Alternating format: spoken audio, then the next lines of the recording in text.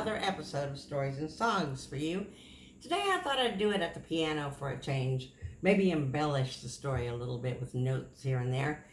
This is a tale taken from Stories and Tales on Kindle, which right now I am re-editing and adding to, and I had forgotten about this tale.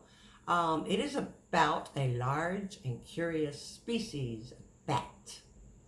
So, here we go. Another of the tales surrounding the numerous caves on Lookout Mountain is one which concerns a giant species of bat living within these hidden places. The earliest written account of this species was recorded in 1787 by a British agent who lived among the Cherokee at the foot of the mountain. Aside from his rank in the military, the agent was also an amateur geologist and was fascinated with the flora and fauna of the area. With his Cherokee guide, he explored several locations of interest to him, making copious notes. And upon arriving one day at a particular cave, he set out on a long, narrow trail with his guide around the cliff, and they arrived at the opening to the cave. "No one goes in this cave," his guide warned. "It is the home of a large species of bat, and it is very dangerous to disturb them." But this only made the agent more curious, and so he chose to go in alone when the other man had refused, armed only with his lantern and a long stick the guide had given him. "You'll need it," he said.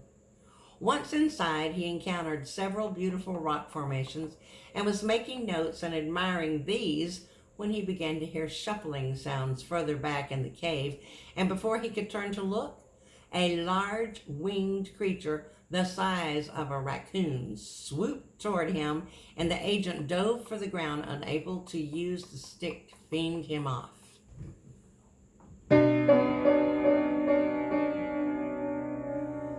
As the large bat turned to make another pass, the agent ran for the exit again, barely making it outside before the bat raked the top of his head with its claw-like feet and flew off over the precipice into the air. Terrified, the agent and the guide ran for the safety of a rock overhang and quickly departed the area for the forest. Other encounters with these creatures have been noted over the years. This giant species of bat was documented by soldiers during the Civil War when their encampment was attacked around dusk one evening as they rested beside a little river. A group of these bats flew down from the rocks above, diving over their heads, snatching up a chicken and 2 rabbits they had intended to cook on the fire that night and terrorizing them, so that they were afraid to sleep, and they departed at first light from that place. A preacher in Georgia was attacked by such a creature early one Sunday morning when he arrived at his church to prepare his sermon. As he rode into the churchyard on his mare, he spotted movement in the church belfry, and to his horror, a giant bat swooped down, raking his hat from his head and frightening his horse. The preacher fell from the horse and stumbled into the church. The bat chased the horse away into the woods, and the congregation later found the preacher huddled inside the church when they arrived. He refused to leave the building.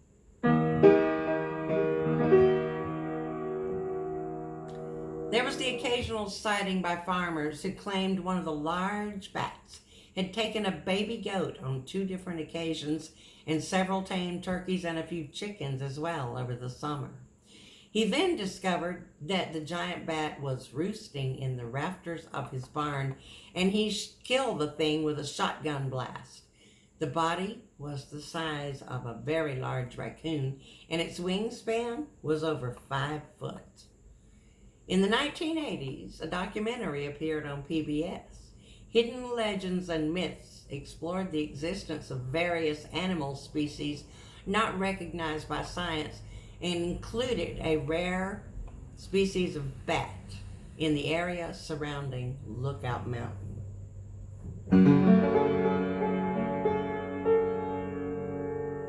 It introduced a new category of research called cryptozoology, which is the study of as yet unidentified species who live among us on our planet.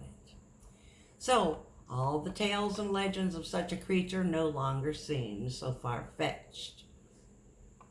Another encounter with this large species of bat was told by a summer visitor to the area.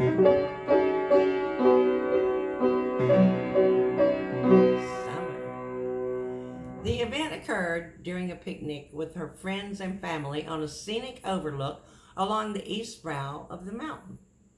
I had heard the stories for years about a giant species of bat that had been sighted on or near Lookout Mountain and Little Mills Valley, but never truly believed the stories. That is, until last spring, she said. We'd come up to stay in our cabin for a week or two. One sunny day, we loaded up with our friends who were visiting and a picnic lunch and decided to make a day of it.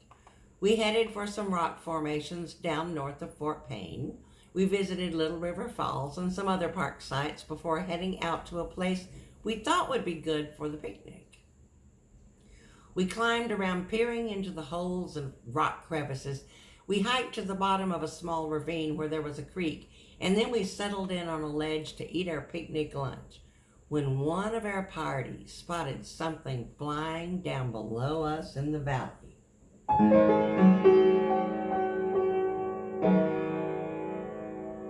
At first, we thought it was a large bird and speculated as to what kind it could be. From that distance, it could have passed for an eagle. But soon we realized it was no bird at all. It didn't glide like a bird, and when it flew in the afternoon sunlight, we could clearly see that it was something else.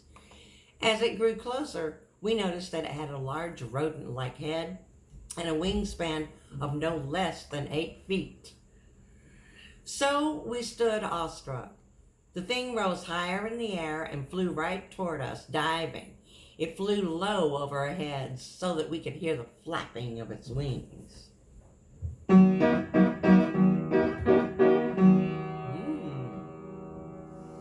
Chaos ensued, and we went running for the car, leaving our picnic lunch behind. Inside the car, we watched it as it dipped down again, snagging that small ham we had been eating in its large claws. And then it flew away, beyond our view into the shadows of the afternoon. We flipped a coin to see who'd go out and gather up the rest of our picnic, but decided to just leave it. We drove away. We had no camera with us that day to record what we had seen, but we all knew that it was not some mass hallucination among friends, and that was no bird.